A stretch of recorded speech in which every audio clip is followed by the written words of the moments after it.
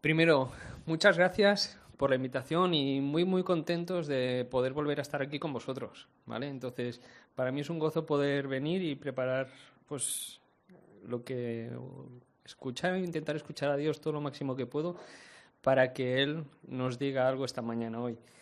Y el texto que vamos a hablar o a leer está en Éxodo 3. Así que si lo queréis buscar, adelante. Vosotros estáis estudiando Génesis, pero yo me adelanto un poco, me paso a Éxodo. Y vamos a hablar de llamados, ¿vale? Ese sería como el título un poco de la predicación de hoy, llamados, porque vamos a ver dos llamados. Un llamado por parte de Dios y luego un llamado en este caso, Moisés, que va a ser nuestro personaje. Leo Génesis 3, del 1 al 6, ¿vale? Luego hablaremos del 7 al 15, pero vamos a empezar por estos primeros 6 versículos. Dice: apacentando Moisés las ovejas de Jetro, su suegro, sacerdote de Madián, llevó las ovejas a través del desierto y llegó hasta Horeb, monte de Dios. Y se le apareció el ángel de Jehová en una llama de fuego en medio de una zarza. Y él miró y vio que la zarza ardía en fuego, y la zarza no se consumía. Entonces Moisés dijo: iré yo ahora y veré esta grande visión. ¿Por qué causa la zarza no se quema? Viendo Jehová que él iba a ver, lo llamó de en medio de la zarza y dijo: Moisés, Moisés. Y respondió: heme aquí. Dijo: no te acerques, quita tu calzado de tus pies, porque el lugar en el que tú estás, tierra santa es. Y dijo: yo soy el Dios de tu padre, Dios de Abraham, Dios de Isaac y Dios de Jacob. Entonces Moisés cubrió su rostro porque tuvo miedo de mirar a Dios. Es una historia, yo creo que conocida, ¿no? O al menos de las más conocidas que podemos tener aquí en la Biblia. Y entra en escena nuestro protagonista de hoy, Moisés. No sé si os acordáis de un programa de televisión de hace bastantes años, al menos aquí en España, que se llamaba Lluvia de Estrellas. ¿Os suena un poco? Llueve a viejo un poco ya. Pues era un programa musical en el que entraba una persona cualquiera y entonces imitaba a un cantante profesional. Y lo gracioso es que justo antes de la actuación, bueno, pues lo presentaba en el quién eras, de dónde vienes y a quién vas a hacer, y la persona entraba por unas puertas llenas de humo y al segundo, ¿no?, aparecía como ya disfrazada y un poco vestida del personaje, ¿no?, imitando a quién iba a cantar. Pues a mí este texto un poco me recuerda a ese Lluvia de Estrellas, ¿no? Tenemos a nuestro personaje que entra de una manera y sale o va a salir al final del capítulo, ¿no?, como diferente, cambiada, transformada. Pero ¿qué empieza pasando? De inicio, lo que vemos, ¿no?, ese personaje inicial que se nos presenta es a Moisés apacentando ovejas. Moisés estaba trabajando de pastor. Y no sé si alguno de vosotros actualmente conoce algún pastor de ovejas. ¿Sí o no? ¿Sí? Uy, me rompes aquí la predicación. Yo había dicho ya que no. ¿Sí? Pues, ¿tú has hecho un día de pastor? Oye, pues somos privilegiados porque apenas hay gente ya en nuestro país, ¿vale? Y en Cataluña hay muy poca gente que trabaja de pastor de ovejas. Es un trabajo muy difícil, ¿vale? Es esclavo. Las ovejas, no sé si lo sabéis, pero comen todos los días, ¿vale? No hay fines de semana. Tienes que estar ahí. Casi no les pagan a los pastores. Les ponen muchas trabas burocráticas. No hay casi recompensa económica. Y había una entrevista que leí que, no sé si aquí, al menos en el Montseny, que es cerca de donde vivo, apenas hay 90 pastores ya de los que antes podían haber, ¿vale? Entonces es muy difícil. Y a nuestro nivel, en nuestra sociedad, el ser un pastor, la verdad es que no es uno de esos trabajos a los que todo el mundo quiere aspirar, ¿no? No está muy bien visto. Pero ¿sabéis qué? En la época de Moisés tampoco era una profesión que tuviera mucha dignidad. Tal vez no habría esa burocracia y papeleo que hoy complican las cosas, pero era difícil. De hecho, para los egipcios, ser el pastor era algo repugnante. Hay un texto donde José, cuando llega ahí su familia y se los presenta a Faraón, hablan de que es repugnante para los egipcios ser pastor. Y Moisés, aunque había nacido en el pueblo de Israel, se había criado como egipcio y se había educado casi como un príncipe, ¿no? Así que se nos presenta a Moisés, que lleva más o menos unos 40 años siendo pastor y apacentando ovejas. Pero eso no era todo, ¿no? ¿Cómo había acabado ahí Moisés? Pues en realidad Moisés era un fugitivo. Tuvo que huir por haber asesinado a un egipcio que estaba maltratando a uno de los israelitas. De hecho, Moisés, de chaval, ya se veía él como un libertador, no un rescatador del pueblo de Israel. Pero las cosas se torcieron bastante y tampoco acabó de recibir el apoyo de su pueblo y tuvo que irse de Egipto corriendo y dejando todo porque el faraón le quería matar. ¿Podía ser la situación peor para Moisés? Pues sí. Lo tenemos en este momento con unos 80 años, siendo fugitivo por asesinato y encima las ovejas que apacentaban ni eran suyas. ¿De quién eran? De su suegro, ¿no? Y ahora yo creo que entiendo por qué en lugar de buscar verdes pastos se iba al desierto, ¿no? No, es un poco broma. Pero en el fondo no parece que le estén yendo muy bien las cosas a Moisés. Él no era nadie y no tenía nada. Y 40 años de pastor pueden dar para mucho. ¿Por qué creéis, os pregunto, que tuvo que pasar esos 40 años en el desierto? En un comentario leía que parece que aquí a Dios, sabiendo la misión que le iba a dar a Moisés, no tiene tanta prisa como a veces podemos tener nosotros. Sin embargo, esto no estaba sugiriendo que se estaba retrasando Dios, sino que Dios lo que estaba buscando era un pastor para su pueblo, por lo que tuvo que primero aprender a cuidar a ovejas. Así que vemos que Dios lo está moldeando.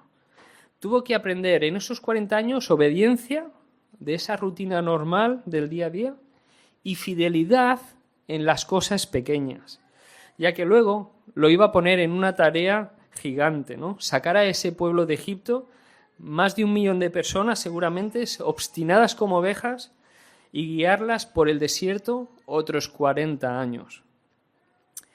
Pero bueno, volvemos al texto. Seguimos viendo a Moisés apacentando ovejas, las de su suegro, en un desierto. Pero no era un desierto cualquiera. ¿Dónde había llegado? A Horeb, o también conocido como Sinaí, el monte de Dios. Y para Moisés los montes vendrían a traer episodios importantes, de cambios o nuevos comienzos. Y aquí está empezando el suyo.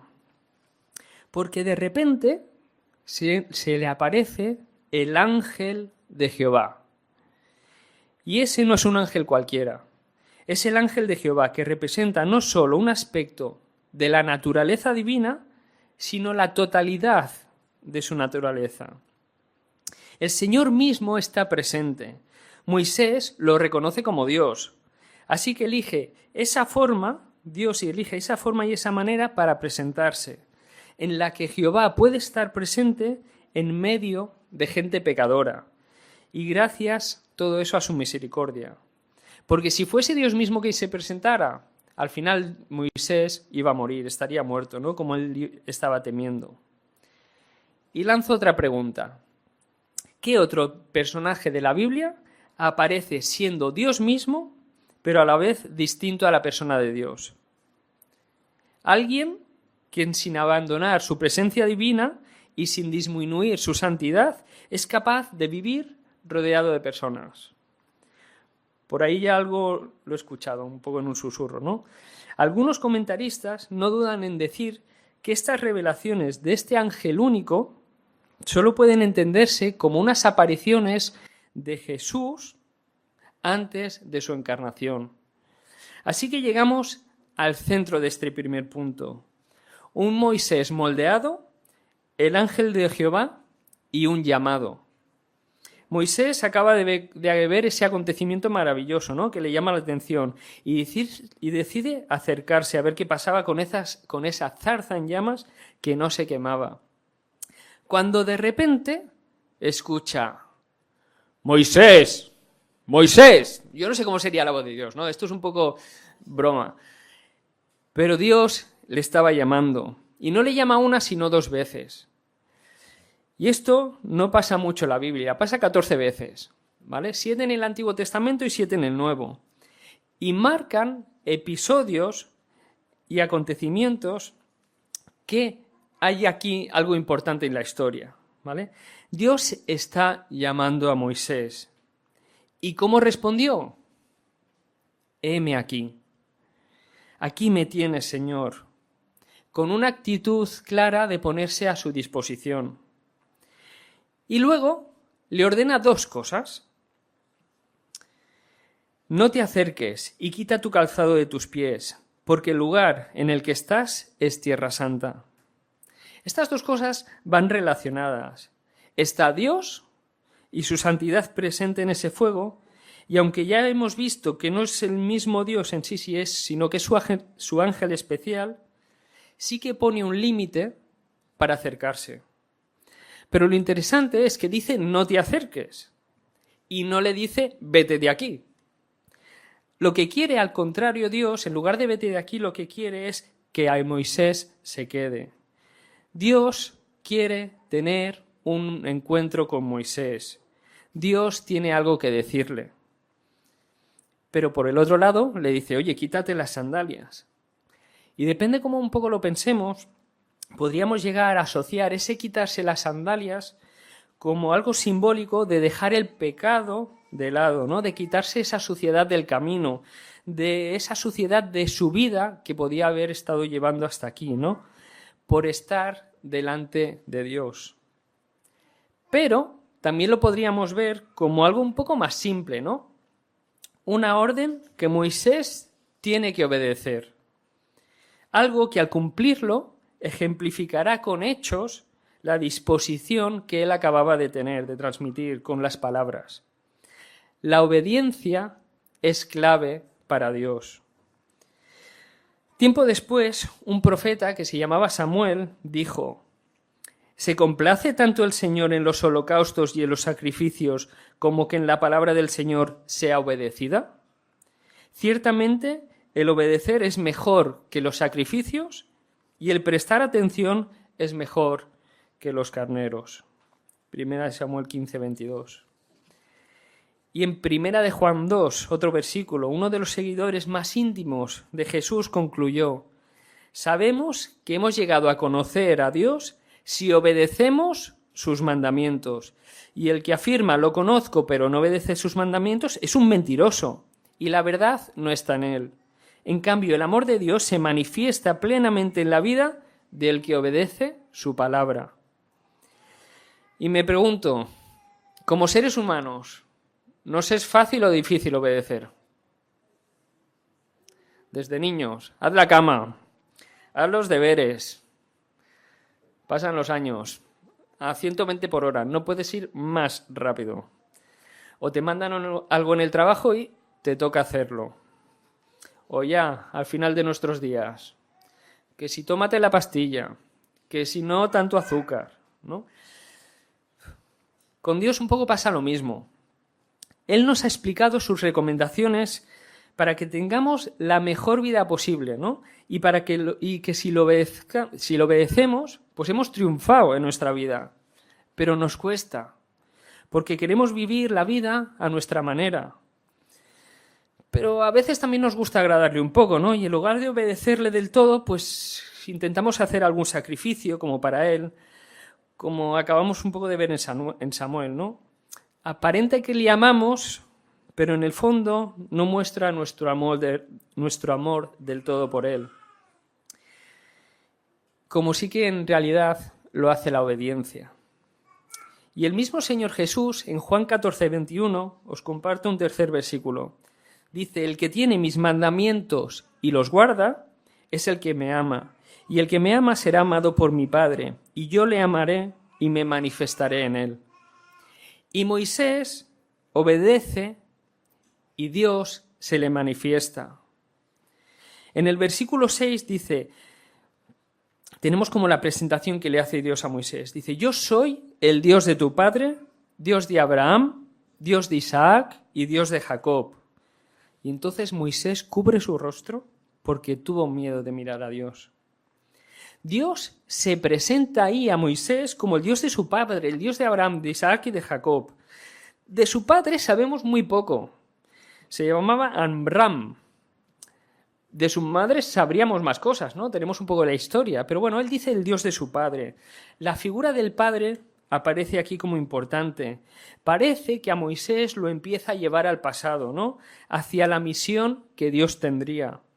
Lo lleva a volver a darse cuenta, a recuperar sus raíces, del pueblo al que pertenecía, de que si fue puesto en el río aquella cesta, fue por la esclavitud y maltrato que su padre también estaría sufriendo. Le puede hacer pensar en todos esos años que vivieron en su época hace 40 años. Y en todos, desde cuando nació, ¿vale? En todas aquellas personas que a lo mejor que algunas ya no estaban y algunas aún sí, ¿vale? Pero incluso también puede empezar a traerle a la cabeza que a lo mejor el faraón que le intentó matar tampoco ya no estaba, como nos lo diría en Éxodo 2, ¿no? Entonces, en el fondo, había ahí cosas que habían cambiado, pero también todavía el sufrimiento se mantenía y había cosas que seguían igual. La situación había así o seguía siendo dramática. Y un comentarista que se llama Moitié dice, es posible que Moisés le turbara la idea de volver a Egipto y encontrarse con una situación desconocida, pero inmediatamente fue tranquilizado al saber que fuera lo que hubiese cambiado, una cosa permanecía igual. El Dios que le había hablado desde la zarza era el Dios de su padre, el Dios de Abraham, el Dios de Isaac y el Dios de Jacob. Y es que aparte de ser el Dios de su padre, se presenta como el Dios de estos tres personajes tan importantes, ¿no? Y algo en una experiencia de cada uno de ellos era algo importante para Moisés, o tenía que ser algo importante para el futuro de Moisés. Por ejemplo, de Abraham. En respuesta al llamamiento de Dios, Abraham lo dejó todo y partió hacia un destino desconocido. Y eso es algo que Moisés también tendría que hacer, o tuvo que hacer. Isaac tuvo que superar los obstáculos imposibles de la muerte misma y experimentó que, en efecto, Dios provee y cumple sus promesas, ¿no? El episodio cuando casi le están a punto de matar, pero frena y Dios provee ese carnero. Y Jacob descubrió lo insensato de vivir según su ingenio, ¿no? Cuando él hizo esas trampas, ¿no? Cuando debería haber confiado en las promesas de Dios. Así que, mediante la identificación con esos tres personajes, es que Dios llamó a Moisés y es como Dios quería ser conocido. Ese mismo Dios era el que tenía delante. Dios era el mismo que antes y le iba a acompañar a Moisés ahora. Conclusiones de esta primera parte. Yo os propongo 3. En primer lugar, etapas de desierto. Moisés tuvo que vivir una serie de desiertos donde trabajó Dios su carácter y su vida. Y seguramente a nosotros también nos va a tocar vivir por desiertos. Tal vez sean 5 años, 40 o los que sean, no sé, ¿no?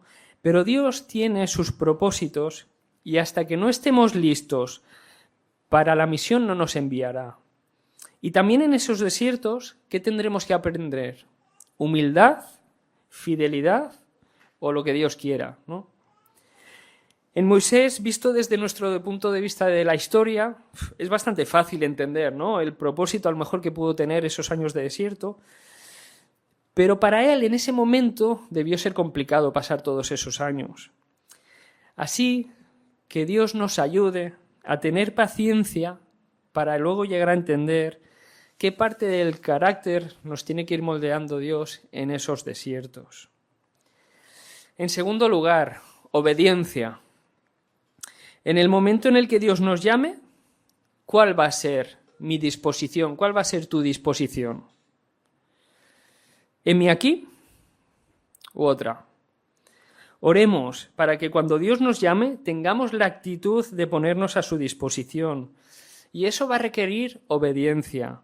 Seguramente con pequeños actos iniciales como quitarnos las sandalias, que a posteriori podrán ser más importantes.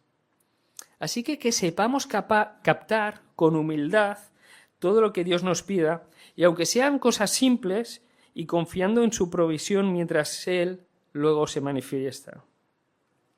Y en tercer lugar, el Dios de la Biblia es el único Dios. Es el Dios todopoderoso, el Dios verdadero, el Dios de Abraham, de Isaac y de Jacob. Y ahora también podríamos añadir el Dios de Moisés. Es el único Dios que baja a la tierra y se acerca al ser humano para tener una relación con nosotros. Este mismo Dios quiere tener un encuentro contigo. En ese encuentro, Moisés se convirtió. Pasó de vivir con un propósito muerto, enterrado en el pasado, a recuperar la visión del plan de Dios. Pasó de ser un fugitivo por asesinato a ser purificado por ese fuego de la zarza y la santidad de aquel ángel del Señor. Pasó de guiar ovejas de su suegro a ser el guía del pueblo de Dios. Y hoy te puede estar llamando a tener un encuentro con Él. Dios, a través de Jesús, también se acercó a la tierra en forma humana, ¿no? Y Él quiso romper ahí la esclavitud de la muerte y conducir a su iglesia a la tierra prometida. Ese mismo Jesús quiere tener un encuentro contigo y te está llamando a que te conviertas de tu vieja persona condenada a la muerte a una nueva persona con un espíritu lleno de vida eterna. Te está llamando para darte una invitación a un banquete, a una fiesta que tendrá lugar cuando Él vuelva. Y podemos confiar en Él, porque esa muerte y esa resurrección de Jesús, Él ya la ha vivido y experimentado, ¿no? Y en su carne ha cargado todos esos pecados y todos esos asesinatos que cada uno hemos cometido, para hacernos santos a la vista de Dios. Cree en el Señor Jesucristo y serás salvo. Y si en un día tuviste ya este encuentro con Él, este encuentro inicial, Jesús quiere volverse a encontrar contigo a diario. Te puede estar volviendo a llamar con otros propósitos a lo mejor, ¿no? Y sigue queriendo que le obedezcamos y seamos fieles en lo poco y que permanezcamos firmes hasta el fin. Así que esa es la primera parte. Y ahora vamos a ver la segunda. Pasamos del encuentro con Dios al segundo punto, que diríamos el enviado, ¿no? Enviado, Moisés enviado, del 7 al 15. Y voy a hacer la lectura de estos otros versículos. ¿Vamos bien hasta aquí o no? ¿Sí? Pues dice el versículo 7 de Éxodo 3. Dijo luego Jehová: bien he visto la aflicción de mi pueblo que está en Egipto, y he oído su clamor a causa de sus explotadores, pues he conocido sus angustias, y he descendido para librarlos de mano de los egipcios, y sacarlos de aquella tierra a una tierra buena y ancha, a tierra que fluye leche y miel, los lugares del cananeo, del eteo, del amorreo, del fereceo, del heveo y del jebuseo. El clamor, pues, de los hijos de Israel ha venido delante de mí, y también he visto la opresión con que los egipcios los oprimen. Ven, por tanto, ahora, y te enviaré a Faraón, para que saques de Egipto a mi pueblo, los hijos de Israel. Entonces Moisés respondió a Dios: ¿quién soy yo para que vaya Faraón y saque de Egipto a los hijos de Israel? Y él respondió: ve, porque yo estaré contigo. Y esto te será por señal de que yo te he enviado. Cuando hayas sacado de Egipto al pueblo, serviréis a Dios sobre este monte. Dijo Moisés a Dios: he aquí que llego yo a los hijos de Israel y les digo: el Dios de vuestros padres me ha enviado a vosotros. Si ellos me preguntaren cuál es su nombre, ¿qué les responderé? Y respondió Dios a Moisés: yo soy el que soy. Y dijo: y así dirás a los hijos de Israel: yo soy, me envió a vosotros. Además, dijo Dios a Moisés: así que dirás a los hijos de Israel: Jehová, el Dios de vuestros padres, el Dios de Abraham, el Dios de Isaac y el Dios de Jacob, me ha enviado a vosotros. Este es mi nombre para siempre. Con él se me recordará por todos los siglos. Vamos a hacer un experimento, todos juntos. Si esto fuera la escuela dominical, yo creo que sería fácil, ¿vale? Porque los niños es un experimento de imaginación. Y los niños tienen mucha imaginación. Yo no sé cómo vais vosotros de eso. Pero vamos a intentarlo, ¿vale? Imaginaos que tenemos aquí una máquina del tiempo, ¿vale? Toda máquina de tiempo tiene el típico relojito, ¿no? A dónde queremos ir y el lugar de hacia dónde nos dirigimos. Y vamos a poner más o menos unos 1400 años antes de Cristo aproximadamente y la ubicación de Egipto. Imaginaos que nos trasladamos allí y pasamos a formar parte de ese pueblo de Israel. Somos unos más, esclavizados por los egipcios de manera fuerte y dolorosa, presionados y siendo forzados incluso hasta matar a nuestros hijos varones por mandato del faraón. Si hay algunos que aún tienen presente a Dios, ese Dios de un tal José que hace muchos años nos trajo aquí porque no había alimento en la tierra, ¿no? Hay gente que aún cree en él. Pero míranos, aquí hay clamor. Nada está ocurriendo, nosotros nos quejamos, tratamos de llamar a ese Dios, pero nada pasa. ¿Qué pensaríais vosotros allí? Ese Dios no existe. Y si existe, nos ha abandonado. Si fuese de verdad, nos cuidaría y nos rescataría. ¿Por qué nos está pasando esto a nosotros ahora? ¿Ha incumplido las promesas que nos contaron nuestros abuelos y nuestros padres? ¿Qué pensáis? ¿Sería algo así? Vale, volvemos del experimento, ¿no? Podemos pasar a nuestro 2025 hoy otra vez. ¿Pero alguna vez te has preguntado si Dios existe, tú? ¿Si te ha abandonado? ¿Has clamado y no has visto respuesta? ¿No has visto ninguna salida a alguna situación difícil? Aquí, el Éxodo nos recuerda que se trata de todo lo contrario. Dios no nos ha abandonado, no nos ha olvidado, ni a nosotros ni a nuestras necesidades. Y a pesar de las apariencias que podamos percibir, sus promesas y sus propósitos continúan firmes y van a cumplirse. El encuentro de Moisés con el ángel del Señor pasa a una segunda fase. Jehová le dice: ¿he visto la aflicción de mi pueblo? ¿He oído su clamor? ¿He conocido sus angustias? Y he descendido para librarlos. Dios nos recuerda hoy con su palabra que Él no es un Dios menor, no es un Dios muerto fabricado por manos humanas, de materiales muertos.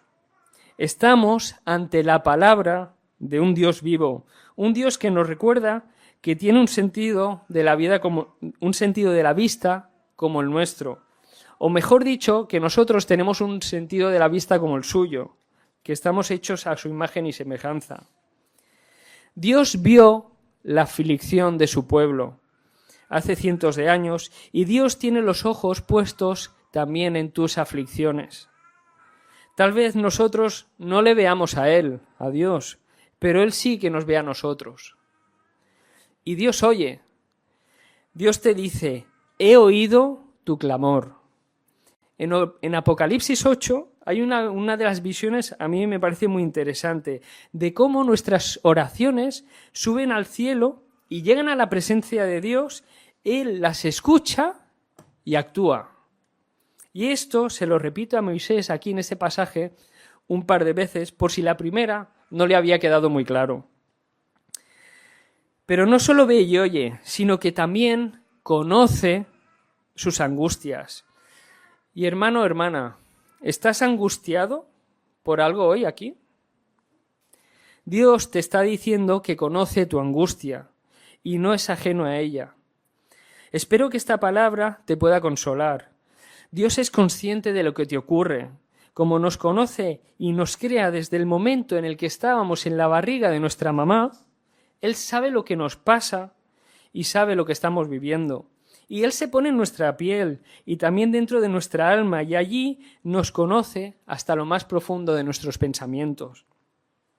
Y en su inmensa misericordia, donde inmensa nos habla de que es tanta la misericordia que Él tiene, que no la vamos a acabar, vemos que Él desciende para librarnos.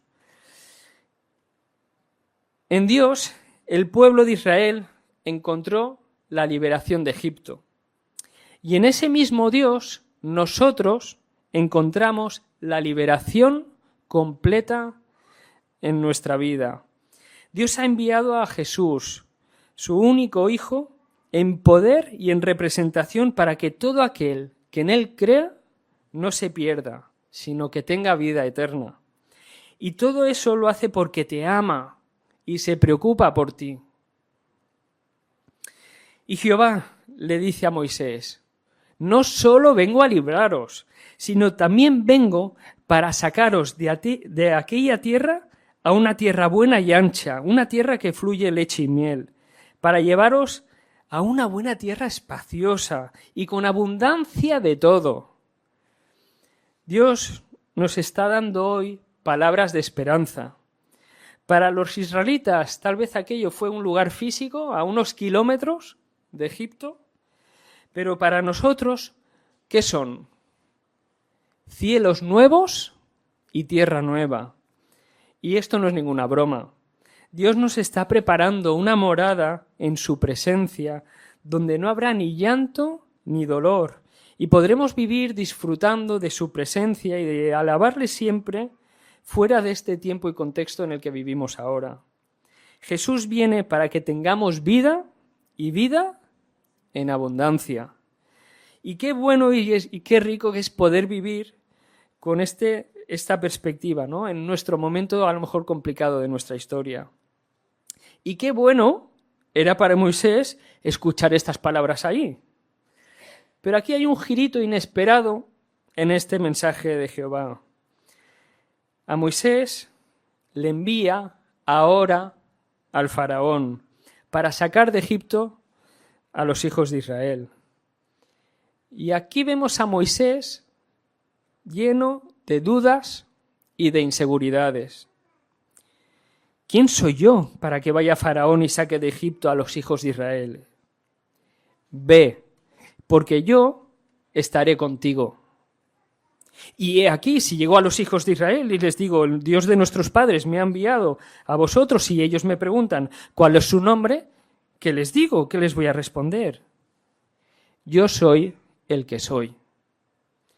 John Stott en un comentario dice, y os lo comparto, ¿se sentía inadecuado para la tarea? Dios estaría con él. ¿Cuestionarían los israelitas la identidad de ese Dios? Debía anunciarlo como el Dios de sus padres, Jehová, un Dios vivo y eterno. Y aquí lo que vemos es a Moisés inseguro por todos lados. Él necesitaba recuperar su confianza. Seguramente estaba arrastrando todo lo que había vivido en el pasado, ¿no? En Egipto, lo que forzó a salir de allí. Antes era valiente y dispuesto, y aquí tenemos a un Moisés diferente, inseguro. Y lo interesante aquí es que Dios no le responde directamente a ese quién soy yo, ¿no? De Moisés. Lo que le responde es con la seguridad de que su presencia, la presencia de Dios, le iba a acompañar en todo momento.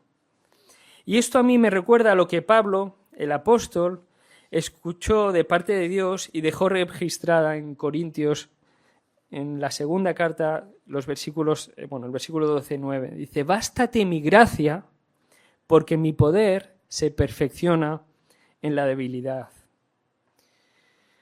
Y vuelvo a preguntarte, o a preguntarnos, ¿quiénes somos nosotros para cumplir el llamado al que Dios nos envía?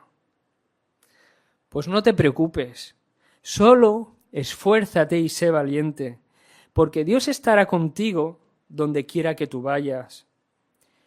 No es cuestión solo de ti o de mí, es cuestión de ese nosotros, es cuestión de yo, de Dios, actuando en ti.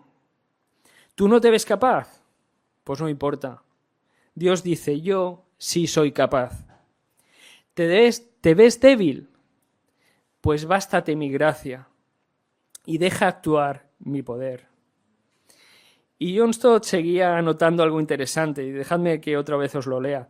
Dice: lo mejor que podemos hacer siempre es responder al llamado de Dios sin exceso de confianza ni dudando por completo de nosotros mismos, sino con una confianza humilde de que en el Dios vivo es Él quien equipa y quien nos llama. Así que, ok, vale, tenemos aquí a Moisés, les digo: oye, que tú me envías, pero ¿y si el pueblo me dice: ¿y quién es ese que Dios te envía? ¿Y si no te reconocen a ti tampoco? ¿Qué les digo? Pues su respuesta, un poco la respuesta aquí de Moisés, ¿vale?, lo que nos muestra es una falta de conocimiento de ese Dios. Es como si dice: oye, que sí, que si me preguntan, no sé muy bien qué responderles. ¿Quién me envía? Porque no es cualquier cosa lo que Moisés iba a tener que hacer, no es cualquier cosa lo que les iba a decir. Al mismo tiempo, también demuestra esta pregunta de Moisés que unas palabras como esas solo serían fiables si el origen de las palabras realmente tuviera una autoridad. ¿Vale? Un ejemplo. Imaginaos que estáis en vuestro trabajo y alguien os dice: oye, que he escuchado, ¿no?, un compañero tuyo, que he escuchado que te van a subir el sueldo 100 euros. ¿Ah, sí? ¿O es diferente a si tú recibes un correo electrónico de parte de Recursos Humanos en el que te dicen: oye, que a final de mes pues van a ser mejoradas tus condiciones, ¿no? Depende quién te diga las cosas, ¿vale?, eso es fiable o no es fiable. Al final, para que los israelitas confiaran en ese mensaje de liberación, Moisés era consciente de que tenía que tenían que reconocerse esas palabras con una fuente de autoridad. Y la respuesta por parte de Dios, ¿cuál es? Yo soy el que soy. Ese nombre podríamos decir que es algo enigmático. Es una especie de no decir nada y decir todo a la vez, ¿no? Y hay un lingüista que se llama Alonso Scogel, ¿vale?, que dice: Yahvé, ese yo soy original, es una forma del verbo ser, que podría ser también una forma del verbo, una variante del verbo vivir. Por lo cual ese nombre, él dice que se puede traducir como soy el que soy el que estoy contigo, soy el que estaré contigo, soy el que vivo, o soy el que hago existir. Es decir, como tiene esos dos verbos, al final se podría traducir como por diferentes cosas, ¿no? Y nosotros al final lo traducimos como el yo soy, ¿no? Por ejemplo, es el que empleó el Señor Jesús en muchas ocasiones al definir su propia identidad. Ese yo soy el camino, la verdad y la vida. Ese yo soy el buen pastor. Yo soy la luz del mundo, ¿no? Y podríamos pensar en otros. Ese yo soy al final es el nombre que comprende el pasado, el presente y el futuro. Del ser, del estar, del vivir y del hacer vivir, ¿no? Es como un nombre muy completo. Es un nombre que muestra la suficiencia del Dios vivo y omnipotente. Y allí donde se encuentra nuestra debilidad, su inmenso poder entrará en acción. Es el nombre divino que jamás se agota y que no tiene fin. Yo soy el Alfa y la Omega, el principio y el fin, dice el Señor, el que es, el que era y el que ha de venir, el Todopoderoso. Y es el nombre por el que se quiere que se le recuerde por todos los siglos. Y acabo con la conclusión, un poco la aplicación de esta segunda parte. Moisés fue enviado a una gran misión y a nosotros Dios nos puede estar enviando a otras. Surgen dudas y seguramente también nos veamos incapacitados. Pero al igual que Moisés fue un proceso, para nosotros también lo será. Será cuestión de un pequeño paso de obediencia inicial y de poner nuestra confianza en el Dios que es capaz de todo, sabiendo que hará Él todo lo que necesite hacer. Será cuestión de fe y de fiarnos de aquel que siempre cumple sus promesas, de aquel que nos ve, nos oye y que está dispuesto a bajar para vivir en nosotros con su Espíritu Santo y acompañarnos a donde sea. Pero para poder tener fe en Él, ¿qué necesitamos? Conocerlo, conocer al yo soy el que soy. Y aquí permitidme decir que creo que tenemos algo de ventaja respecto a Moisés. Para Moisés, al final, era el Dios de su padre, de Abraham y de Isaac y de Jacob. Pero para nosotros, este Dios es el Dios de una innumerable lista de personas, de historias que nos han precedido. Las podemos leer y comprobar en la Biblia y veremos la infinidad de promesas cumplidas, de momentos donde su presencia cambió la historia, donde la gente que confió en Él no fue defraudada. Y el clímax lo encontramos en Jesús. Él es la máxima revelación de yo soy el que soy. Jesús es el que ha bajado del cielo para dárnoslo a conocer. Él es el que da entrada también a que su Espíritu viva en nosotros. Si lo tenemos, nunca nos va a dejar. Así que sigamos profundizando en ese conocimiento nuestro de Dios para ir dando pasos de fe. Y acabo con unos versículos. Hebreos 11. Los héroes de la fe. Por la fe, cuando Moisés ya era adulto, rehusó llamarse hijo de la hija del faraón y prefirió ser maltratado junto a su pueblo, junto al pueblo de Dios, antes que gozar de los deleites temporales del pecado. Pues consideró que sufrir el oprobio de Cristo era una riqueza mayor que los tesoros egipcios. Y es que su mirada estaba fija en la recompensa, por la fe salió de Egipto, sin temor a la ira del rey, y se mantuvo firme como si estuviera viendo al invisible. Así que, hermanos, espero que estas palabras nos puedan hacer bien y nos puedan ayudar a crecer.